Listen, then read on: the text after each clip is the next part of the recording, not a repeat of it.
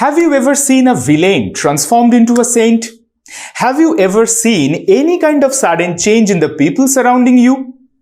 Have you ever thought what's the reason behind this sudden change? If the answer is no, then this class is absolutely for you. But before starting off with today's class, let me introduce myself to you. I am your Sumit sir from Tutopia Learning App and welcome you to the YouTube channel of Tutopia Learning App. আজকে যে ক্লাসটা আমরা করতে চলেছি সেটা হচ্ছে class 11 এর Jimmy Valentine by O. Henry. It is one of the very important short stories written by O. Henry. এই ক্লাসটায় আমরা আলোচনা করব এই চ্যাপ্টারটার উপর একটা ব্রিফ সামারি এবং একটা ক্রিটিক্যাল অ্যাপ্রিসিয়েশন যাতে তোমাদের পরীক্ষাতে চ্যাপ্টারটা বুঝতে কোনো রকম সমস্যা না থাকে।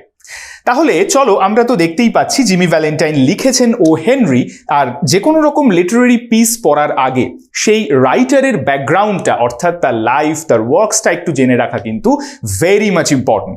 তো চলো দেখো কি বলছে অ্যাবাউট দ্য অথর। তোমরা দেখতেই পাচ্ছ ও হেনরির ছবি, উইলিয়াম সিডনি পোর্টার। ঠিক আছে, নাও look at this name. William Sidney Porter is the actual name of O. Henry, popularly known as O. Henry. Then O. Henry টা কি? O. Henry হচ্ছে উইলিয়াম সিডনি পোর্টারের সিউডোনিম বা পেন নেম। ঠিক আছে, pen name কাকে বলে? Pen name হচ্ছে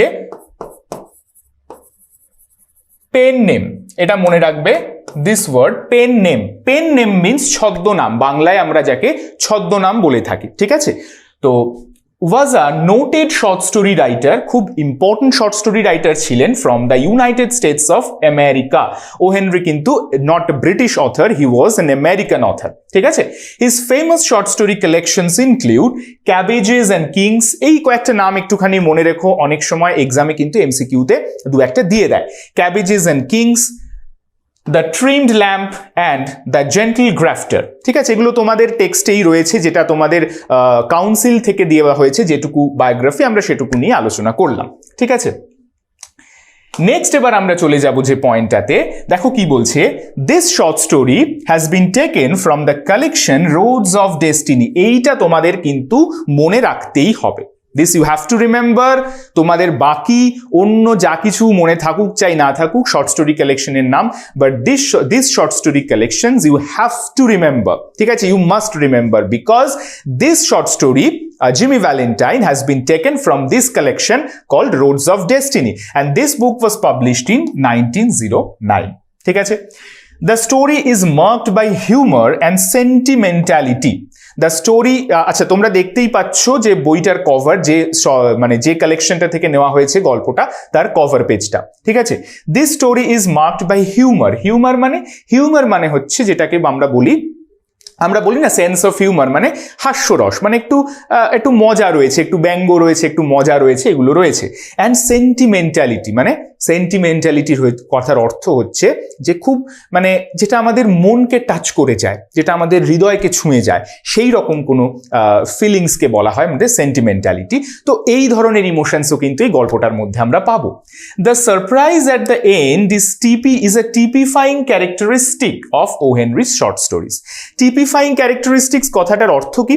টিপিফাইং ক্যারেক্টারিস্টিক্স কথাটার অর্থ হলো মানে এইটা একটা ও হেনরির মোস্ট অফ দ্য শর্ট স্টোরিজে আমরা একটা রেকারেন্ট থিম দেখতে পাই যে there is a surprise at the end, মানে গল্পের শেষে গিয়ে একটা চমক থাকবে, যেটা কিন্তু আমরা গল্পের শুরুতে এক্সপেক্ট করি না। ঠিক আছে, মানে ধরো তুমি একরকম ভাবে গল্পটা পড়তে যাচ্ছ, ভাবছো যে এই হবে, ওমা হঠাৎ গিয়ে দেখলে তুমি লাস্টে কিন্তু পুরো ঘটনাটা চেঞ্জ হয়ে গেল। এইটাকে বলা হয় সাডেন চেঞ্জ বা সারপ্রাইজ, যেটা এখানে বলতে চাওয়া হচ্ছে। And this particular feature is a typifying characteristics of O Henry's most short stories. ঠিক আছে, তো এইটা আমাদের একটুখানি জেনে রাখতে হবে। আর বারবার বললাম রোডস অফ ডেস্টিনি, এই নামটা কিন্তু ভীষণ important. That was published in 1909। Next আমরা চলে যাব ইন্ট্রোডাকশন টু দ্য স্টোরি। গল্পটা শুরুর আগে আমাদের গল্পটার ব্যাকগ্রাউন্ডে দু একটা কথা জানতে হবে। কি জানতে হবে? দেখো কি বলছে এখানে, O Henry's Jimmy Valentine is an abridged version of O Henry's one of the most popular short stories. Abridged কথাটার মানে কি? অ্যাব্রিজড কথাটার মানে হচ্ছে সংক্ষিপ্ত রূপ। ঠিক আছে, সংক্ষিপ্ত মানে অরিজিনালি মানে ও হেনরি যে গল্পটা অরিজিনালি লিখেছিলেন গল্পটা তোমাদের টেক্সটে যেটা দেওয়া হয়েছে সেটা তার থেকে একটু ছোট, একটু মডিফাই করে কয়েকটা লাইন বাদ দিয়ে, কয়েকটা লাইন কমিয়ে বাড়িয়ে, হ্যাঁ, তোমাদের সিলেবাসের বা তোমাদের ক্লাসের জন্য সুটেবল করে তোমাদের কাছে প্রেজেন্ট করা হয়েছে। তো that's why this story is called abridged version of O Henry's original story, is one of the most popular short stories. A retrieved reformation, এইটাও কিন্তু ভীষণ ইম্পর্টেন্ট, আমাদের second most important part. First আমরা কি পড়লাম, এই গল্পটা নেওয়া হয়েছে রোডস অফ ডেস্টিনি নামক যে কালেকশন অফ স্টোরিজটা থেকে। সেকেন্ড হচ্ছে জিমি ভ্যালেন্টাইন কিন্তু গল্পটার আসল নাম নয়, জিমি ভ্যালেন্টাইন গল্পটার আসল নাম হচ্ছে আ রিট্রিভড রিফরমেশন। এই গল্প ওই যে আমি একটু আগে বললাম যে রোডস অফ ডেস্টিনি কালেকশন, তো যখন ওই বইটির কালেকশনটা বেরিয়েছিল তখন ওই কালেকশনে কিন্তু গল্পটার নাম ছিল আর রিট্রিভড রিফরমেশন, ঠিক আছে, তখন কিন্তু জিমি ভ্যালেন্টাইন নামটা ছিল না। তাহলে জিমি ভ্যালেন্টাইন নামটা কোথা থেকে এলো, চলো একবার একটু দেখি, পড়ি আমরা কি বলছে। The story was originally published in the collection roads of destiny, যেটা একটু আগে বললাম, in 1909. Later, the story was adapted into a stage play directed by Paul Armstrong in 1910.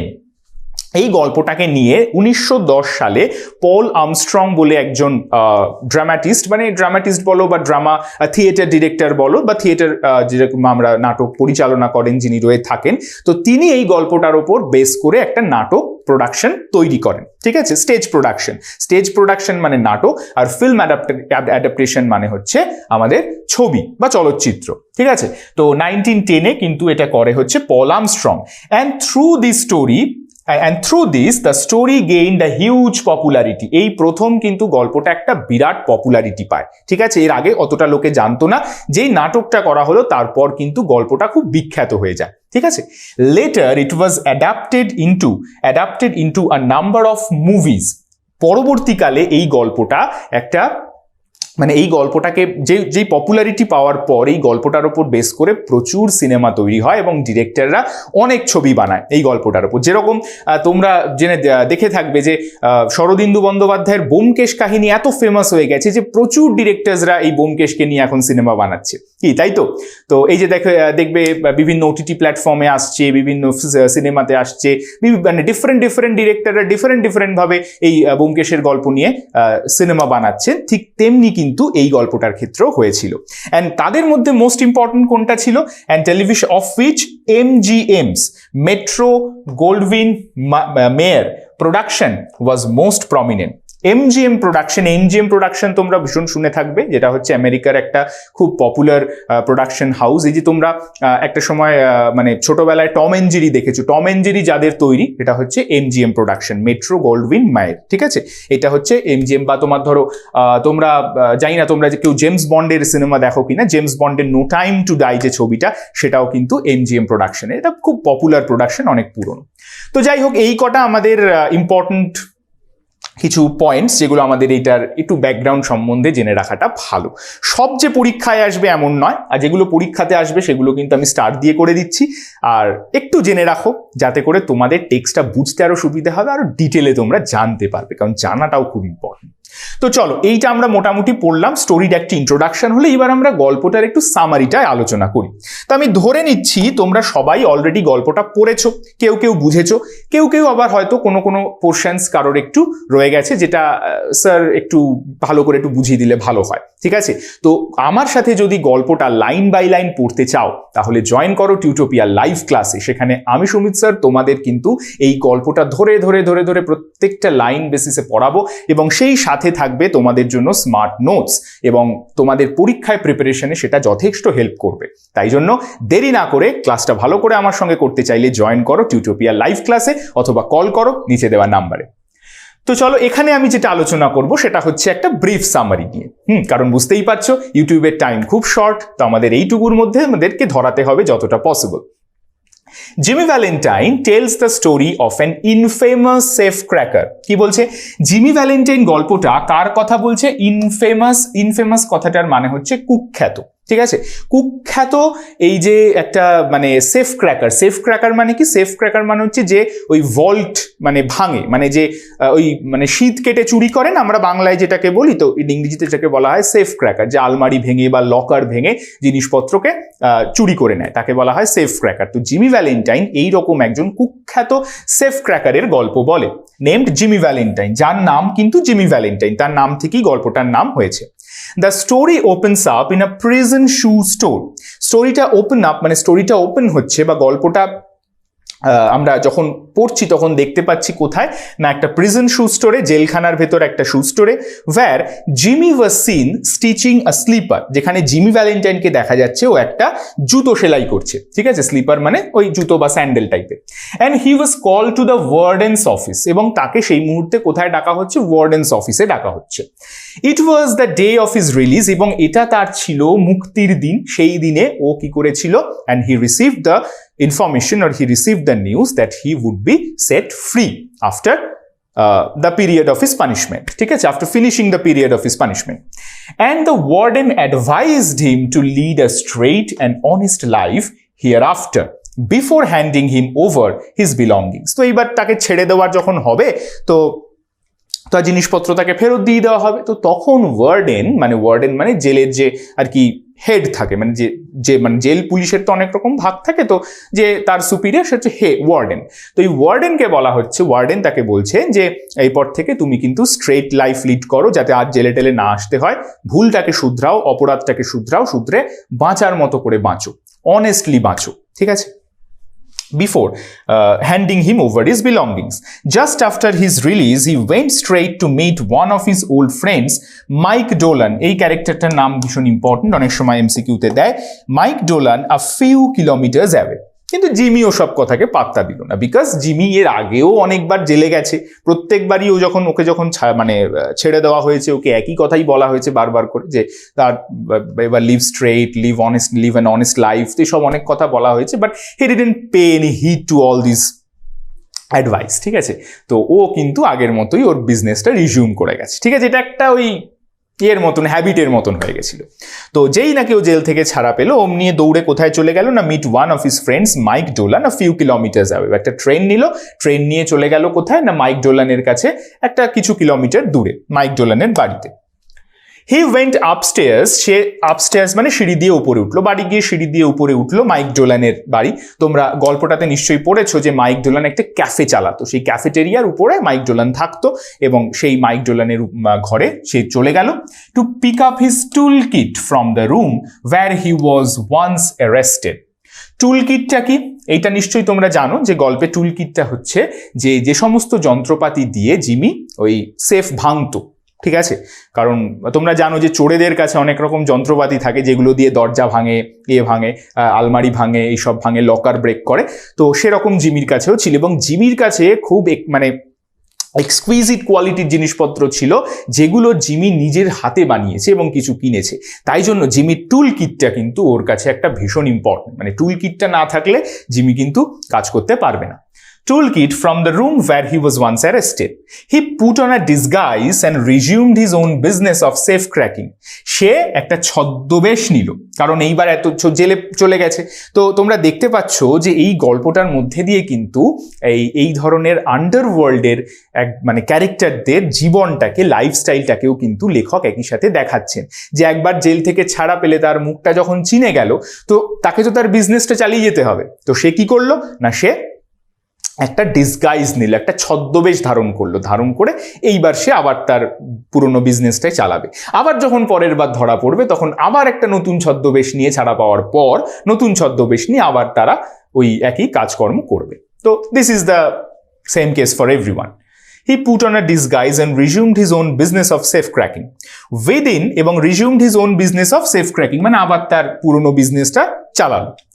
Within a few weeks of his release, এইবার ও তো জিনিসপত্র নিয়ে চলে গেল, ঠিক তার কয়েক সপ্তাহের মধ্যে many safe breaking incidents were reported across the country. যেই না কেউ চলে গেল এবং তার ঠিক কয়েক সপ্তাহের মধ্যে কিন্তু প্রচুর সেফ ব্রেকিং ইনসিডেন্টস, মানে যেগুলো লকার ভাঙা হয়েছে সেগুলো মানে দেশের নানান জায়গা থেকে খবর আসতে লাগলো যে এখানে একটা ভাঙা হয়েছে, ওখানে একটা ডাকাতি হয়েছে, ওখানে একটা চুরি হয়েছে, এরকম প্রচুর খবর আসতে লাগলো। তো আমরা যারা রিডার বা ওখানকার যারা লোক তারা কিন্তু সবাই এটাই ধরে নিল যে এটা জিমিরই কাজ, কারণ যে ধরনের সেফ ব্রেকিং গুলো হয়েছে, তোমরা গল্পটা পড়েছো সেখানে জানো যে বিখ্যাত detective Ben Price visited the spot to investigate the case. ঠিক আছে, তো সেই কেসটা ইনভেস্টিগেট করে he found that the signs and the symbols, the techniques were left was none other than Jimmy's. ঠিক আছে, তো সেগুলো কিন্তু আমাদের জিমি ভ্যালেন্টাইনের সেগুলোকে বোঝাই যাচ্ছে, মানে ট্রেসগুলোকে আমি যদি অ্যানালাইজ করি তাহলে it was none other than Jimmy Valentine. Jimmy fled to a new town, Elmore, where he came across a beautiful woman named Miss Annabel Adams. এই জায়গাটা থেকে কিন্তু গল্পটা একটা ভীষণ ডিফারেন্ট টার্ন নিচ্ছে, নাকি এই সে তো সব চুরি ডাকাতি করে জিনিসপত্র, টাকা পয়সা, গয়নাগাটি সব নিয়ে চলে গেল কোথায় না, খুব দূরের একটা জায়গাতে, আমেরিকার, নাম তার এলমোর। ঠিক আছে, এলমোরে চলে গেল।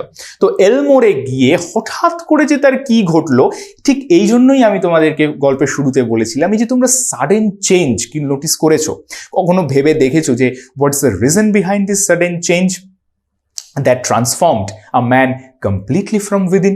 ভেতর থেকে একদম চেঞ্জ করে দিল। তাহলে এই যে সাডেন চেঞ্জটা কিন্তু জিমির ঘটলো ঠিক এই পয়েন্ট অফ লাইফ থেকে। ঠিক আছে, যে কি বলছে না, এলমোরে গিয়ে যখন ও রোডটা ক্রস করলো, এলমোর ব্যাংকের সামনে হঠাৎ করে জিমি একটা খুব বিউটিফুল একটা ওম্যানের সঙ্গে তার দেখা হয়ে গেল, এবং যেটা সচরাচর ঘটেই থাকে, লাভ অ্যাট ফার্স্ট সাইট, সেটা কিন্তু জিমির ক্ষেত্রে ঘটলো। জিমি তাকে দেখেই তার প্রেমে পড়ে গেল, এবং এর ফলে একটা কি ভালো জিনিস হলো, যেটা হচ্ছে জিমি কিন্তু কমপ্লিটলি একটা নতুন মানুষে রূপান্তরিত হলো। ঠিক আছে, এটা কিন্তু গল্পে পরিষ্কার বলা আছে, মানে এই জায়গাগুলো ভীষণ সাইকোলজিক্যাল, তোমাদের একটু বুঝতে হবে বেশ বিষয়গুলো। তোমরা সবাই বড় হয়েছো যে ভালোবাসার যে একটা অদ্ভুত ক্ষমতা, মানে ও যেই মুহূর্তে ওর মেয়েটাকে ভালো লাগলো বা ও ভালোবেসে ফেললো, লাভ অ্যাট ফার্স্ট সাইট হলো, সঙ্গে সঙ্গে কিন্তু ওর ভেতরের যে জিমি ভ্যালেন্টাইন, ওর যে ভেতরের এতদিনের ও একটা কুখ্যাত সেফ ব্রেকার ছিল। ঠিক আছে, মানে লোকের টাকা চুরি করতো, গয়নাগাটি নিত, এই জিনিসগুলো কিন্তু ভীষণভাবে একদম চেঞ্জ হয়ে গেল, যেটা কিন্তু ওকে জিমিকে পুরোপুরি একটা ট্রান্সফর্মড একটা হিউম্যান বিইংয়ে পরিণত করলো। সেটাই বলছে, দেখো, he came across a beautiful woman named Miss Annabel Adams and fell in love with her, এবং তাকে ভালোবেসে ফেললো। She was the daughter of the city bank owner. তো ওই এলমোর সিটি ব্যাংক ওনারের কে ছিল, সে মেয়ে ছিল। হি tax up the name of Ralph D Spencer, এটাও কিন্তু তোমাদের এমসিকিউর জন্য ভীষণ ইম্পর্টেন্ট। তো জিমি ওখানে একটা ছদ্মনাম নিল, কি নাম? Ralph D Spencer. তো রালফ ডি স্পেন্সার ছদ্মনাম নিয়ে and opens up a shoe store, কেননা জেলে থাকতে ও কিন্তু ওই জুতো সেলাইটা শিখেছিল। ঠিক আছে, এইবার জিমি যখন, মানে ব্যাপারটা বোঝো, মানে জিমি যখন ও নিজেকে চেঞ্জ করতে পারলো, ঠিক আছে, জিমি যখন বুঝলো যে না, এইসব আর করবো না, একটা সুন্দর লাইফ লিড করবো। ঠিক আছে, ও কি করলো, একটা বিজনেস সেট আপ করলো, একটা শু স্টোর ওপেন করলো। ঠিক আছে, এলমোরে, and becomes a successful businessman, এবং ওখানে একটা বিরাট বিজনেসম্যানে পরিণত হলো, কারণ সেখানে আর কোনো সেরকম ভালো জুতোর দোকান ছিল না। He thought to surrender his toolkit to one of his friends at Sully's place. তো সে ভাবলো যে আর এই সমস্ত কাজ করে কি হবে, আমার এই যে টুলকিটটা এতদিন ছিল, চলো ওই আমার বন্ধুকে ওকে দিয়ে দিই, আর এসব কাজ করতে আমার আর ভাল লাগছে না।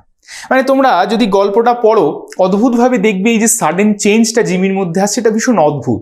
মানে ভালোবাসার এই ক্ষমতাটা ভীষণ আছে, যে তুমি মানে একজন আরেকজনকে ভালোবেসে সম্পূর্ণ চেঞ্জ হয়ে যাচ্ছে, কমপ্লিট তার একটা ট্রান্সফরমেশন ঘটছে সাইকোলজিক্যালি। ঠিক আছে, এটাই কিন্তু এই গল্পের বটম লাইন, যেটা the author was trying to establish at the and. ঠিক আছে, চলো এবার আমরা দেখি। তো surrender his toolkit one of his friends at Sully's place. They both wanted to start a happy life, but suddenly things started to take a different turn when Ben Price, the detective, spotted Jimmy. এইবার কি হলো, Jimmy তো ভাবলো খুব সুন্দর করে life lead করবো এরপর থেকে, কিন্তু ওই যে একটা বাংলাতে একটা মানে খুব পপুলার প্রভাব আছে, পাপ ছাড়ে না বাপকে। তো ওই যে পুরনো যে জিমির যে অপরাধ, তো সেইটা কিন্তু তাকে তার যে কনসিকুয়েন্সটা Jimmy had to face. Ben Price কিন্তু সেই যে সে গন্ডগোলগুলো করে এসেছিল, সেফ ব্রেকিংগুলো, বেন প্রাইস কিন্তু ঘুরে ঘুরে ঘুরে ঘুরে জিমিকে ধরতে আসলো এলমোরে, এবং এলমোরে এসে কিন্তু সে জিমিকে একদিন ছদ্মবেশে দেখে ফেললো। ঠিক আছে, next. One day, Jimmy went to the bank with Miss Annabelle Adams and other family members to see the new time lock vault, and accidentally a little girl got trapped in it. তোমরা জানো যে যখন ওর বাবা মানে miss enable অ্যাডামসের যে বাবা mister Adams, ও কি একটা নতুন ভল্ট কিনে এনেছে ব্যাংকে, যেটা দেখানোর জন্য সবাইকে একদিন ডাকলো। মানে ইতিমধ্যে কিন্তু মানে মিনওয়াইল তোমার জিমির সঙ্গে মিস অ্যানাবেল অ্যাডামসের একটা পরিচিতি তৈরি হয়ে গেছে, তাদের মধ্যে ভাব ভালোবাসা হয়ে গেছে, and they both were planning to marry each other, এবং তাদের মধ্যে দুটো ফ্যামিলির মধ্যেও কিন্তু চেনা জানা হয়ে গেছে। মানে সব কিছুই খুব স্মুথলি এগোচ্ছে এবার জিমির লাইফে। বাট কি হলো, একদিন ওই নতুন টাইম লকটা দেখতে গিয়ে কি হলো, ওই মিস অ্যানাবেল অ্যাডামসের ফ্যামিলির একটা ছোট্ট মেয়ে কি হলো, গট ট্র্যাপড ইন ইট, ওর মধ্যে আটকা পড়ে গেল। ঠিক আছে, her life was almost at stake when Jimmy, without thinking of his reputation, threw it open in a few seconds with his tools and save the life of the child. ভীষণ important জায়গা। Jimmy, দেখো এখানে বিষয়টা হচ্ছে, Jimmy কি দেখলো যে Jimmy তো জানে, মানে জিমির ওই যে যত নতুন কাইন্ড অফ সেফ ক্র্যাকারই হোক, ওটা ভাঙা জিমির কাছে 2 মিনিটের খেলা। তো জিমি দেখলো আমি যদি এখন এই মানে জিমি কিন্তু এখানে একটা বেশ মানে কনফ্লিক্টের মধ্যে পড়ে গেছিল। কি কনফ্লিক্ট না, আমি যদি এখন এই সেফটাকে ভেঙে বাচ্চা মেয়েটাকে উদ্ধার করি, তাহলে আমার এই যে লাইফ প্রসপেক্ট, যে আমার একটা সুন্দর একটা বিয়ে করব, সুন্দর সংসার করব, এইসব খারাপ কাজ আর করবো না, একটা বিজনেস চালাবো, এটা পুরোপুরি নষ্ট হয়ে যাবে। কারণ না, লোকে যদি বোঝে যে জিমি এটা কি করে ভাঙলো, তাহলে জিমির নিশ্চয়ই কোনো পাস্ট হিস্ট্রি আছে, কোনো খারাপ অতীত আছে, তখন কিন্তু তার পুরো মানে his whole life will be shattered. আর অন দ্য কন্ট্রারি, যদি ও মেয়েটাকে বাঁচায়, ওর নিজের সমস্ত ফিউচার প্রসপেক্টস ভুলে গিয়ে, তাহলে একটা ছোট্ট বাচ্চা মেয়ে কিন্তু তার লাইফ ফিরে পায়। বুঝতে পারছো জিমি কোন জায়গাটার মধ্যে দিয়ে তখন কনফ্লিক্টে দুলছিল? But Jimmy chose the second one, যেটা to save the life of the little child, ছোট্ট মেয়েটাকে বাঁচানোর জন্য। এবং এই জায়গাটাতেই কিন্তু, যেটা আমি আমাদের লাইভ ক্লাসেও আরো অনেক ডিটেল আলোচনা করেছি, যে জিমির ক্যারেক্টারটা, ঠিক আছে, যেখানে জিমি কিন্তু মানে তোমার মানে ওই যে শুধুমাত্র কিন্তু ওই মেয়েটাকে ভালোবেসে ও চেঞ্জ হয়নি শুধু মেয়েটার জন্য, ও কিন্তু কমপ্লিটলি একটা মানুষ হিসেবেই চেঞ্জ হয়ে গেছে। যে ওর কাছে তখন সেফ ব্রেকিংটা খুব ইম্পর্টেন্ট, কেন না, to save a little child, যেটা হয়তো এর আগের লাইফে জিমি কিন্তু করতে পারতো না বা করতে চাইতো না রাদার। ঠিক আছে, তো সেটা কিন্তু সে এখন চাইলো। ওয়েন জিমি ওয়াজ এইবারে একটা খুব ইম্পর্টেন্ট জিনিস দেখো, when Jimmy was about to leave the place, যখন এইবার তো ভেঙে দিল, এইবার ভেঙে দিয়ে জিমি আর পিছন ফিরে দেখেনি যে লোকে ওর ব্যাপারে কি ভাবছে। মানে খুব ড্রামাটিক জায়গাটা, যে লোকে ওকে কি বলছে, কি ভাবছে না ভাবছে, ও ছেড়ে দিয়ে চলে যাচ্ছে, কারণ জানে যে এরপর জিমি আর নতুন সংসারে ফিরতে পারবে না। তো when Jimmy was about to leave the place, Ben Price, এবার দরজার সামনে বেন প্রাইসের সঙ্গে দেখা। Ben price acted differently. Ben price কি হলো, ও ডিফারেন্টলি অ্যাক্ট করলো। He pretended not to recognize him and let him go. He pretended not to recognize him. এখন এই কেন রিকগনাইজ করতে চায়নি? এখানে বেন প্রাইসের ক্যারেক্টারেরও একটা খুব ইম্পর্টেন্ট দিক আমরা দেখতে পাচ্ছি। বেন প্রাইস কিন্তু জিমিকে ধরতে এসেছিল, কিন্তু আলটিমেটলি কি দেখলো বেন প্রাইস, না, এ তো আমি যে জিমিকে ধরতে এসেছিলাম, এ তো সে জিমি নয়, এ তো জিমি তো কমপ্লিটলি চেঞ্জড হয়ে গেছে নিজে, ও একটা ভালো মানুষে পরিণত হয়ে গেছে। তো ভালো মানুষে যদি কোনো ক্রিমিনাল বা কোনো ভিলেন হঠাৎ করে চেঞ্জ হয়ে যায়, তাহলে কি তাকে আর শাস্তি দেওয়া উচিত? আমি জানি না, বেন প্রাইসও হয়তো জানেন না যে আমেরিকান পেনাল কোড কি বলছে, শাস্তি কাকে দেওয়া উচিত। যে পুরনো ক্রাইম করেছে অ্যান্ড যে রিপেন্টেন্ট তার ক্রাইমটার ব্যাপারে, and also the person wants to live a new happy life hereafter, তাকে কি শাস্তি দেওয়া উচিত, নাকি তাকে তার পুরনো পাপের জন্য তাকে নাকি তার নতুন এই যে চেঞ্জটার জন্য তাকে ছেড়ে দেওয়া উচিত, তাকে আর একটা সুযোগ দেওয়া উচিত ভালোভাবে বাঁচার জন্য? কোনটা করা উচিত? বেন প্রাইস কিন্তু, জিমিও যেরকম, দেখো জিমির সঙ্গে বেন প্রাইসের একটা অদ্ভুত মিল আছে, জিমিও যেরকম তার নতুন মানে দুটো কনফ্লিক্টের মধ্যে থেকে যেটা হিউম্যানিটি যেটাকে সাপোর্ট করে সেটাকে বেছে নিয়েছিল। বেন প্রাইসও কিন্তু হিউম্যানিটি যেটাকে সাপোর্ট করে সেটাকেই বেছে নিয়েছিল, rather than following blindly the American penal code. ঠিক আছে, পেনাল কোড তো বইয়ের লেখা ব্যাপার, কিন্তু মন যা বলছে, হৃদয় যা বলছে না জিমিকে একটা সুযোগ দেওয়া উচিত। ওকে আর জেলে নিয়ে গিয়ে কি হবে, কারেকশনাল হোমের আর কি দরকার যখন মানুষটা নিজেই নিজেকে কারেকশন করে ফেলেছে, তাই না? এটাই কিন্তু গল্পটার একটা ভীষণ ইম্পর্টেন্ট জায়গা। তো এই মোটামুটি আমি সামারিটা নিয়ে ডিসকাস করলাম। এবারে ছোট্ট করে আমরা একটু দেখে নেব যে ক্রিটিক্যাল রিডিং। তো ক্রিটিক্যাল রিডিং আমি জাস্ট পড়ছি, তো এগুলো মোটামুটি আমি সবই তোমাদের সামারি বোঝাতেই বুঝিয়ে দিলাম। তো দেখো, তবু একবার দেখে নিই আমরা। Jimmy Valentine is a story of transformation. আমরা বলেছি যে ট্রান্সফরমেশন কি, কেন না কিসের ট্রান্সফরমেশন, এটার ট্রান্সফরমেশন হচ্ছে এটার কিওয়ার্ড। কিসের ট্রান্সফরমেশন না transformation from a bad heart to a good heart. ঠিক আছে, ট্রান্সফরমেশন অফ আ ম্যান, একটা মানুষের যে transformation, of a heart from darkness to a bright শোর, একটা অন্ধকার থেকে, একটা হৃদয়ের অন্ধকার থেকে ব্রাইট শোর মানে উজ্জ্বল একটা তীরভূমির দিকে যাত্রা করার ট্রান্সফরমেশন। আগে সে অন্ধকার লাইফ লিড করতো, এখন সে আলোর জীবন যাপন করে আর কি। Jimmy had been in jail once or twice, but he never gave up his habit of breaking a safe. Jimmy এর আগেও কিন্তু 1-2 বার জেলে গিয়েছিল, কিন্তু তাতে কিছু লাভ হয়নি। এটাই বলতে চাওয়া হচ্ছে, আমাদের জন্য রাষ্ট্র বা আমাদের জন্য সমাজ যে কারেকশনাল হোমের ব্যবস্থা করে রাখে, তার থেকেও কিন্তু ভালো কারেকশন, তার থেকেও কিন্তু অরিজিনাল কারেকশন হয় যদি সেই মানুষটা নিজেকে নিজে চেঞ্জ করতে পারে। এবং তাতে ক্যাটালিস্ট হিসেবে কে কাজ করতে পারে? ওয়ান অ্যান্ড অনলি লাভ, ভালোবাসা। Jimmy had been in jail once or twice, এটা বললাম। Even at the time of his release the warden's advice to live an honest life could not reform his heart. লাস্টের বার ওয়ার্ডেনের বলাতেও তার কিছু যায় আসেনি। হি continued as before, আগের মতোই কন্টিনিউ করেছিল, but he was transformed with the touch of love when he came into contact with Miss Adams.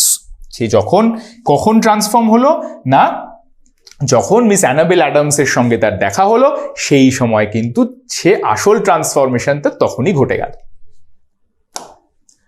It was the power of love which transformed him from inside. এটা হচ্ছে সেই ভালোবাসার যে ক্ষমতা যেটা তাকে ভেতর থেকে বদলে দিয়েছিল। Mister Ralph Spencer, the phoenix that arose from Jimmy's ashes. এইটা একটুখানি বুঝে নাও, এই লাইনটার মধ্যে একটা রয়েছে, একটা ফিনিক্স পাখি। ফিনিক্স পাখির কথা তোমরা নিশ্চয়ই জানো, একটা গ্রিক মিথোলজিক্যাল একটা বার্ড, যে কি করে ওই তোমার যার আগের জেনারেশন না আগুনে ঝাঁপ দেয়। পাখির নতুন জন্ম কি করে হয়, ডিম পারে, সেই ডিম ফুটে বাচ্চা হয়। কিন্তু এটা একটা মিথোলজিক্যাল, আমি বারবার বলছি ফিনিক্স পাখি কিন্তু বাস্তবে নেই, এটা একটা মিথোলজিক্যাল ক্যারেক্টার। যে ফিনিক্স পাখি তোমরা নিশ্চয়ই নাম শুনেছো, যে এরকম ফিনিক্স পাখি, যে বুড়ো পাখি, সে আগুনে ঝাঁপ দেয় এবং ওখান থেকেই নাকি তার নতুন একটা রিজেনারেশন ঘটে এবং একটা নতুন ইয়াং পাখি সেখান থেকে আগুন থেকে জন্মে আবার উড়ে চলে যায়। এটা একটা বিবলিক্যাল একটা মিথোলজিক্যাল একটা ব্যাপার স্যাপার রয়েছে এখানে। তো সেখানেই এবার তো এই যে মিথোলজিক্যাল যে পাখির কনসেপ্টটা, সেটাকে কিন্তু জিমির সাথে তুলনা করা হচ্ছে। কেন না, যেই পাখিটা আগুনে ঝাঁপ দিয়েছিল সেটা হচ্ছে জিমি ভ্যালেন্টাইন, আর যে পাখিটা আগুন থেকে নতুন তার রিজেনারেটেড হয়ে বেরোলো, that was Ralph D Spencer. চল, he prepared himself to marry her and lead a peaceful life. সে তাকে prepared himself to marry her, সে তৈরি করলো যে মিস অ্যানাবেল অ্যাডামসকে বিয়ে করব, and to lead a peaceful life, এবং শান্তির জীবন যাপন করব। But the clever detective Ben Price followed him to এলমোরে তাকে ফলো করলো। But when the bank incident happened, যেই ব্যাংকের ঘটনাটা ঘটলো, কি করলো? He found a different Jimmy and was surprised. সে কি করলো? জিমিকে দেখলো একটা অন্য জিমি, তো কমপ্লিটলি অন্য জিমি, যেটা বললাম একটু আগে। He denied to recognise Jimmy and let him go. সে কিন্তু জিমিকে চিনতে অস্বীকার করলো এবং তাকে ছেড়ে দিল, আর ধরলো না। লাভ হ্যাজ দ্যাট পোটেন্সিয়াল, ভালোবাসার সেই ক্ষমতা আছে, that can transform a stone into a flower, যেটা নাকি একটা পাথরকেও ফুলে পরিণত করতে পারে। ঠিক আছে, আমর ভিনসিট ওমনিয়া। এই আমর ভিনসিট ওমনিয়া এটা একটা ফ্রেঞ্চ ফ্রেজ, এর মানে কি? লাভ কনকার্স অল। আচ্ছা, আমি একটু লিখে দিচ্ছি, তোমাদের বুঝতে সুবিধা হবে, এটা একটু মাথায় রাখবে। আমর ভিনসিট ওমনিয়া, এটা তোমরা আনসারেও ইউজ করতে পারো যদি তোমাদের ইজি লাগে। এর মানে হচ্ছে লাভ কনকার্স অল, মানে ভালোবাসা সবকিছু জয় করে নেয়। কনকার মানে জয় করা। আমার হ্যান্ডরাইটিং আশা করি বোঝা যাচ্ছে। অ্যামর AMOR VINCIT OMNIA, অ্যামর ভিনসিট ওমনিয়া, this is a popular French phrase, ঠিক আছে? এটা French language which means love conquers all, ভালোবাসা সবকিছু জয় করে।